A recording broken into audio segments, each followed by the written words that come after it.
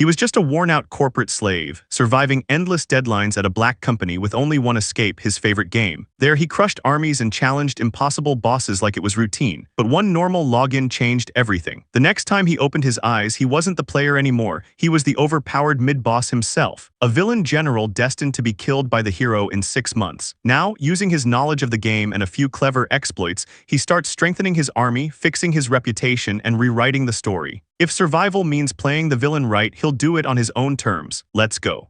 After enduring a grueling workday, the protagonist finally arrives home and opens a soda can. He is a corporate slave who works for a Tokyo black company as a project manager. In this hellish life, he only feels joy when playing games, specifically Brave of Kingdom. It gives him the thrill of mowing down hordes of enemies with a single swing. But more than that, the best part is battling the villainous bosses that appear as the player progresses. Among those bosses, the protagonist's favorite is the battle against the villainous General Xerog. Despite being a mid-level boss, his strength is unbalanced, earning him the nickname Balance Breaker. There are many ways to defeat him, such as joining the rising masses and starting a rebellion, or grinding levels and beating him through brute force. There are also cheese methods that speedrunners use, but he decides against them, as a great game like this already offers many paths to victory. With that, he boots up the game to relieve some of today's work stress when he notices something odd. From the third-person perspective, the in-game location and the character are unfamiliar to him. As he makes out some characteristics, he realizes the character before him is Xerog, whom he should not be able to control, making him wonder if it is a bug. Just as he thinks of contacting customer support, everything goes blank, as if he is falling into an empty void. He instantly realizes the situation is bad as his senses grow fuzzy, and then everything goes dark. The scene then shifts to a medieval castle where someone is calling Xerog's name. That person tells him to wake up, reminding him that tomorrow is the deadline. At first, Xerog replies that he wants to sleep more, but then he asks what deadline they are talking about. Without answering directly, the eye-patched woman who wakes him informs him that the military council is about to start, and she again requests that he get up, addressing him as Xerog-sama. Xerog peeks out from under the blanket and after a brief pause asks where he is. Looking at his surroundings, he finds the place oddly familiar. More importantly, he notices that the beautiful woman beside him is someone he had seen countless times before. She looks exactly like the game character Selena Fenrir, the enemy army's female adjutant. As he looks more clearly, he is certain it is her from her facial features and revealing military uniform. Realizing what this could mean and refusing to accept it, he quickly gets up and holds the nearest mirror to his face. It is exactly what he feared. He has reincarnated as the villain of the game, the evil General Xerog. Realizing this, he looks at his body, which is completely different, and wonders what the hell is happening. Noticing his shocked reaction, Selena asks what is wrong, and he quickly composes himself, replying that it is nothing. Staying calm in unexpected situations is a survival skill he had learned as a corporate slave. More importantly, now that he looks clearly, Selena is indeed wearing a rather revealing outfit. As he stares at her while thinking this, Selena calls out his name. Snapping out of his daze, he notices her blushing and saying that if he keeps staring at her, even she will feel embarrassed. Realizing his mistake, he quickly looks away and profusely apologizes, saying it was very rude of him. As a corporate slave, he knows that staring at an employee's body like that counts as sexual harassment and is unacceptable. Moving on, judging by the situation, he is certain this is like the reincarnations he had seen in anime. He is surprised that something like this has actually happened, and although he is now fully aware of his reincarnation, he still has a hard time accepting it. Noticing his reaction, Selena comments that he does not look well and asks if he would like to rest.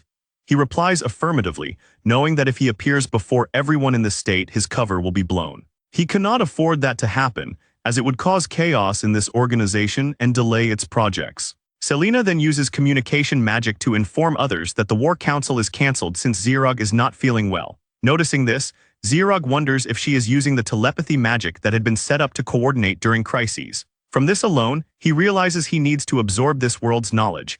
But he also knows from his past as a corporate slave that one cannot survive long by breaking company rules. Xerog calls out to Selena and telling her that his memory is a bit fuzzy, asks where they are. Without questioning him, she explains that they are in the Enroll Empire's western frontier, the Fazralt region. The building they are currently in is a fortress that blocks invasions into the Empire. Due to its sturdiness, it is called the Fortress of Despair and serves as a shield for the Empire. Hearing this, he recalls that this fortress city, proud of its defenses and massive troop presence, is a stronghold in the game. However, it had been no less than hell for those stationed there. Any rebellion is instantly suppressed, and ringleaders are immediately executed, very similar to a black company. More importantly, the lord ruling this land is none other than Xerog himself. He then asks Selena what month it is, and she informs him it is May, though she also asks if he is truly okay. This information is crucial because the event where the hero Rio attacks and defeats Xerog occurs in November. That means he has 6 months left before being killed by the hero. As he thinks about how little time that is, his corporate slave mindset kicks in.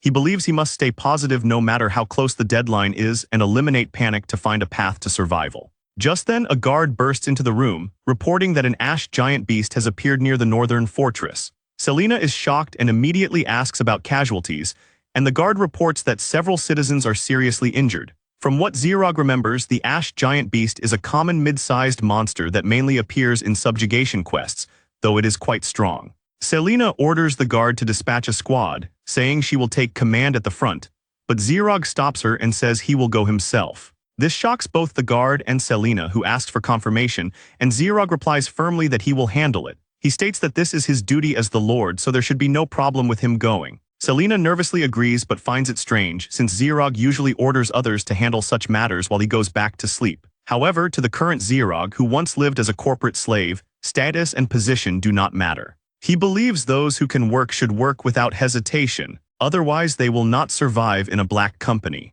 Later, at the northern frontline of the fortress, the soldiers gather to face the monster, but the moment they see it, they realize they stand no chance against it. Xerog, who also arrives, agrees that it is enormous, and Selena points out that if it reaches the town, the damage will be catastrophic. Xerog knows he is the most qualified person for the task, yet he wonders if he can truly defeat this monster. The ash giant beast has thick armored skin, an iron-like skeleton, and the power to crush a human with a single step. For the Xerog in the game, it is not a particularly formidable enemy, but the key difference is that this is no longer a game. He is a former corporate slave holding a sword for the first time, let alone fighting a monster. As he is lost in thought, the ash giant roars and charges toward him. It immediately uses its special move, a stomping attack with its massive body. Xerog is still wondering how he is going to dodge when he realizes it is already too late. Right before the ash giant's foot comes crashing down, he wonders if this is how he is going to die. The stomp lands with a huge explosion and a cloud of dust, and Selena calls out to him in panic. However, the worry proves unnecessary. Xerog stands unharmed beneath the ash giant's massive foot. Even he is confused as he feels no pain. Although there is some impact, it feels no worse than a magazine falling from a rack on a commuter train. Though he feels nothing from the blow, the ash giant, on the other hand, seems to be in immense pain as it roars. Xerog questions this internally, wondering why it is acting hurt after stepping on someone without permission. More importantly, he realizes that although the ash giant looks terrifying, it is actually slow. Compared to someone like the balance breaker General Xerog, the ash giant is just a mob. With that thought, he raises his sword, points it toward the ash giant, and brings it down in a clean strike, easily cutting the monster in half. The creature falls, instantly defeated. The soldiers and Selena are left in shock, and Selena drops to the ground, unable to comprehend how it was slain in a single blow. Noticing that she has dropped her guard, Xerog warns her to be careful, saying it is still dangerous. However, it is already too late, and he quickly covers her with his body, blocking the ash giant's final attack. As he holds her in his arms, Selena is completely flustered. Xerog feels relieved that he made it in time, recalling that in the game an ash giant beast thrashes its tail wildly in its final moments. He asks Selena if she is okay, and she replies that she is, though she remains visibly shaken. Realizing how the situation might look, he awkwardly assures her that everything is fine. His nervousness comes from the mindset he had in his past life, where physical contact with a female employee during work could be considered harassment. Setting that aside, Selena cannot believe he risked his own body to protect her. Until recently, Xerog had treated people like disposable shields, but after today, she begins to think that was only a facade and that he truly cares about his subordinates. She takes his hand and declares that from now on she will follow him forever. Xerog is stunned by the declaration, and on top of that, he finds Selena incredibly cute. Still, he reminds himself that romance with an employee is the ultimate taboo for a former corporate slave. To redirect the mood, he asks if she can return to the castle and prepare a hot pot and some wine, specifically the 16 Burgundy. Though she doesn't fully understand the 16 Burgundy, she accepts the task, prompting Xerog to let out a relieved sigh. Later that night at the castle, chefs cook the ash giant's meat in large pots while citizens wait with bowls in hand. Grills are also set up, and as people line up for stew, one person mentions hearing that Xerog hunted the beast himself, which another finds unbelievable. A man who receives a full bowl of stew wonders how the ash giant's meat will taste, but the moment he takes a bite, he finds it so delicious that tears fill his eyes. It is not just him, other citizens also find the meat tender and rich in flavor. They finish quickly and ask for seconds. Zerog works at the grill and having expected this reaction tells them they can eat as much as they want. He remembers that in the game, defeating magical beasts drops raw meat that enhances a soldier's stats. It only worked on low-level soldiers, so it had been an optional feature. In this world, however, if he repeatedly strengthens the country's soldiers this way, he believes he can reduce the chances of his future death. Selena, who is also eating, praises Zerog and says he is impressive. She asks if he hunted the monster on purpose to feed its meat to the citizens and strengthen them. Zerog confirms and offers her some wine, which she gladly accepts. When she takes her first sip, she is surprised by how perfectly the wine pairs with the meat. The taste is so good that she feels as if she is melting. Zerog is not surprised at all. The game features a cooking system where combining certain dishes with specific wines, especially the 16 Burgundy, raises a character's maximum ability values, and he is now simply applying that knowledge in real life. Zerog then tells her it is nothing special, and that he just happens to know a bit about which wine pairs well with which meat. Selena thinks this level of knowledge about enjoying magical beast cuisine is like that of a master chef. She says this is to be expected from Zerog, and even comments that he must be the reincarnation of a war god. In his mind, Zerog thinks it is more like the reincarnation of a corporate slave. Setting that aside, he tells her the wine is quite valuable and asks her to keep this information confidential. Selena agrees, but with a shy feminine expression she asks if this means it is a secret shared only between the two of them. In response, he averts his gaze and says it is a company secret. For a moment, he thought it was truly over for him, but then he realizes that living as the villainous general in this Musu-style game is not an impossible task.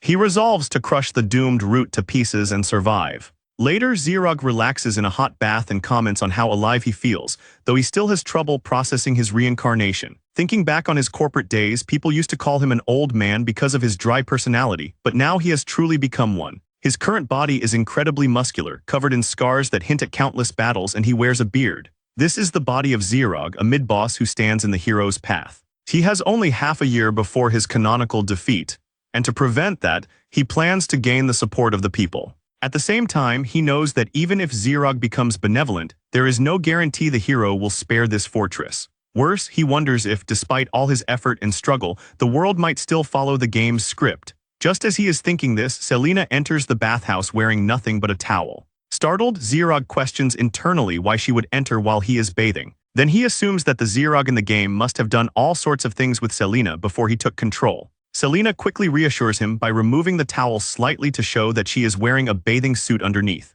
Zerog tries to calm himself and notices that she also looks embarrassed. To confirm his assumption, he asks whether he had ordered her to do this. She says no. Hearing that, he feels relieved that Zerog was not as terrible as he had feared. Selena then explains that she wanted to thank him for saving her earlier and only came to wash his back. Zerog is skeptical, suspecting she might have other intentions, but since she seems sincere, he accepts her offer while still wondering if this is truly okay. As she washes his back, Selena asks how it feels and tells him to let her know if there is any itchy spot. When she says this, his body reacts slightly as he notices a particular sensation on his back. Seeing his reaction, she asks if something is wrong and he replies that it is nothing. He has no idea what is going on, but the situation feels almost too good. Such treatment was unimaginable in his corporate slave days, and he wonders why she is being so kind to him. Meanwhile, Selena does not understand why, despite her blatant advances, Zerog remains calm and composed, not taking advantage of her at all. His behavior is completely different from the past, as back then he would have attacked her without hesitation. This makes her wonder what caused him to change so drastically and so suddenly. As she mutters that he has a broad and sturdy back, Zerog wonders what she just said. Setting that aside, he slightly turns around and tells her that although it feels amazing, he is tired today and they should stop here. However, just as he fully turns to face her, he realizes that Selena's chest is completely exposed and that she had been using it to wash his back. The sudden movement startles Selena and she becomes extremely embarrassed. She hurriedly apologizes and quickly runs out of the bathhouse. Zerog remains there, speechless, thinking he has just witnessed something really good. Later, although he still has trouble understanding what happened in the bathhouse, he decides to calm down for now and head to the toilet. While searching for it, he notices a certain room leaking a dark, ominous aura. The moment he senses it, he freezes in shock. He wants to believe it is impossible, yet the place radiates the exact same presence as the basement toilet in his former black company. That underground toilet had not even been acknowledged by the cleaning staff and had been abandoned for years. He had only used it when absolutely necessary, and the stench alone had nearly knocked him out. It is something he never wants to experience again, so he decides to deal with it immediately. However, he is certain that if he tries to clean it himself, he will end up sick. As he wonders what to do, he remembers something from this world that could help. In this world, there exists an ultimate cleaner, creatures that eat anything and everything, including waste, trash, and even corpses. With that in mind, he decides to look for them. A little later, he arrives at a nearby forest and uses magic to map the surrounding area. During his earlier fight with the ash giant, he had realized that if he concentrates his consciousness, he can activate abilities just like in the game. Similar to the map screen, he can now sense monster presence. Using that sense, he finally locates what he is looking for, slimes. Seeing them in real life, he finds them oddly cute. Since he needs to capture them without killing them, he recalls a method suitable for the weakest monsters. He widens his eyes and glares at the slimes, and they instantly freeze in place. It is an intimidation skill that immobilizes low-level monsters with nothing more than a glare. He casually picks one up, impressed by how convenient the skill is, and decides to gather more. Then he notices something strange. The monster markers on his mental map are no longer moving at all. He is shocked and wonders if this is also the effect of his intimidation skill and whether its range is really that wide. It turns out to be exactly the case. He spends some time walking through the forest, collecting the immobilized slimes one by one. Since Xerog was never a playable character, controlling him had never been an option in the game. Now that he has reincarnated as Xerog himself, he realizes just how broken this character truly is. Sometime later, back at the castle, the guards and chef stare in disbelief as slimes methodically clean the filthy restroom. The foul aura is gone, replaced by a surprisingly fresh environment. Xerog arrives at the scene and casually asks if it does not look much better now. A soldier hesitantly asks if this was his doing, and Xerog proudly confirms it. He explains that he simply caught some slimes and put them inside, though he had not expected them to work this well. Everyone is astonished that slimes can be used this way. While they admire the idea of monsters handling sanitation, one of them wonders why the slimes are not escaping. Xerog explains that he has bound them with his intimidation skill, so they cannot flee. The skill has 10 levels, and he used level 7 on them. Monsters affected at that level cannot even retreat if they want to and must remain where they are. Selena soon arrives and after hearing the explanation calls it magnificent work. She admits the fortress had long struggled with sanitation issues and that she had worried about it for years. The fact that he solved it in a single day feels to her exactly like something Xerog would do. She praises him openly and even gives a slight bow, conveying the gratitude of the women working in the fortress, all of whom are deeply thankful. Xerog is caught off guard by the wave of appreciation, but he does not show it. He simply turns and walks away, saying it was something that needed to be done, so there is no need to thank him. To him, this is proof that deadlines can be met with the right methods. He plans to use everything available to survive his fate, because, in his mind, that is the true corporate slave way. Meanwhile, somewhere in the mountains, the hero Rio stands atop the corpse of a dragon he has just slain.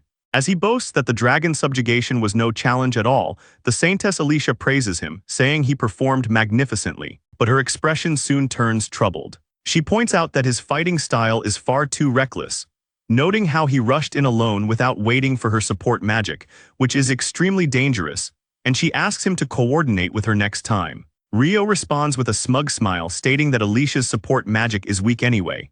The blunt remark shocks her. Though she quietly admits her skills are lacking, she still tries to insist on proper teamwork. Before she can finish, Rio cuts her off and declares that as long as he wields the holy sword Zegafin, no one can defeat him. At that moment, a messenger bird flies down to him.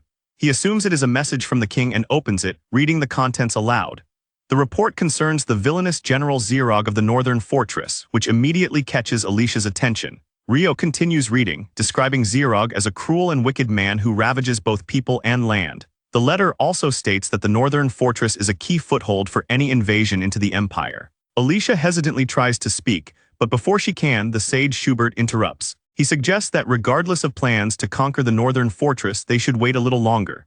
When Rio asks why, Schubert explains that General Xerog is a powerful opponent. Even if he is no match for the hero in the end, challenging him head-on without preparation is still foolish. Schubert then proposes sending Alicia to the Northern Fortress first. He believes she can approach them under the pretense of negotiating a ceasefire, infiltrate the fortress, and get close to Xerog. Once she does, she can use the self-sacrifice spell called Orpheus. Alicia is stunned. Rio recalls that Orpheus is a spell that consumes 99% of the caster's life force to inflict massive damage on the target. Seeing her shock, Schubert calmly adds that she would still retain 1% of her life force, so as long as they rescue her immediately after, she should survive. He coldly justifies the plan by saying that since she is useless in direct combat, she should at least contribute this much, otherwise she is nothing but a burden. Rio shows no objection and instead praises Schubert's idea, which the sage accepts with a nod, while Alicia remains speechless. Schubert continues, saying that since the start of their journey she has only held them back, and it is time she makes herself useful. He asks if she is willing to do this for the sake of their cause. Under pressure and unable to refuse, Alicia hesitantly agrees. Alicia was the daughter of an imperial noble. She had grown up in a loving home where she lacked nothing, and her family attended church regularly. However, tragedy struck one day when rioters seized the church. Their leader declared that anyone supporting the Holy Kingdom's church was a heretic who needed purification. The mob began killing indiscriminately. Amid the chaos, her parents were killed and she was taken hostage. Held by the hair as she cried for help, she watched in terror as no one stepped forward to save her. Then, in an instant, the rioters' leader's head was sliced clean off and sent flying. The one who did it was Zirog. At the time, he was an officer who stormed in and cut down the rioters with overwhelming strength, saving the remaining people. While the survivors stood frozen in shock and fear despite being rescued, only Alicia ran toward him. When she approached, the blood-stained officer gently patted her head with a rough but reassuring smile. After that, he simply walked away. It was later that Alicia learned the name of that lone officer, Zirog. Though he was on the path to success, his brutal nature earned him many enemies and his days were filled with constant conflict. Alicia sincerely wished to support him through it all. As the years passed, by the time she was 12, she earned the title of saint, recognized for her rare healing gifts and devout faith. Meanwhile, Zirog became widely feared as the villainous general, yet Alicia never paid the rumors any mind. To her, he was still the figure she admired from afar. She hoped that one day she might join the Imperial army and serve under him directly. Unfortunately, the church ordered her to be dispatched to the Holy Kingdom as a devoted believer, a command she could not refuse. As a result, she eventually became a member of the Heroes' Party and was forced onto the opposing side of Zirog. Though she is now ordered to work under Zirog's command as part of a mission, her true task is far darker. She is meant to use a suicidal spell against him. The forbidden spell, Orpheus, converts her life force into a massive explosion capable of inflicting a fatal wound on its target. She is assigned to use it on Zirog, and refusal is not an option because the holy sword Zegafin, wielded by the hero Rio, possesses the power to bind and control human will. Any contract formed under the sword's authority is absolute and cannot be defied. Upon finally arriving before the northern fortress, Alicia believes this cruel twist of fate is a punishment bestowed upon her by the gods.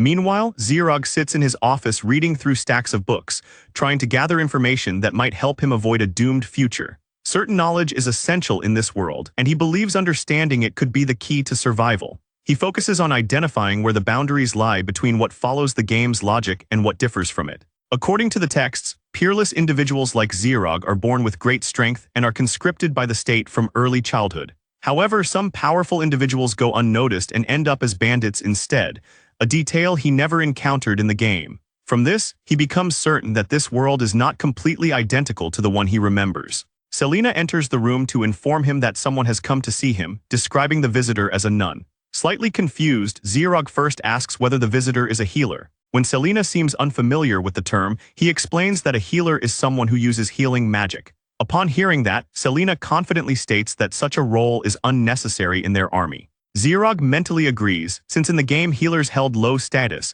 which fits a Musu-style world where overwhelming strength overshadows support roles. Still, he remembers that healers had other strategic uses in certain scenarios. Without dwelling on it, he tells Selena to escort the visitor to the guest room, and she accepts. As Selena leads him there, he senses a hint of irritation in her mood and briefly wonders what caused it. When he enters the guest room, he sees the visitor and immediately recognizes her as Alicia. The name slips from his mouth on instinct. The moment he says it, he realizes his mistake because Zirog is not supposed to know her yet. Selena confirms that the young woman's name is indeed Alicia. Alicia politely greets Zirog, introduces herself, and asks if she may work here for a while. She is actually surprised that he knows her name since they only met once when she was a child. She assumes it must be a coincidence as there is no reason he would remember her. The current Zirog, however, remembers nothing about their past meeting. His surprise comes from a different source. He recognizes her from the game. From what he recalls, Alicia joins the hero Rio in the early stages of the story.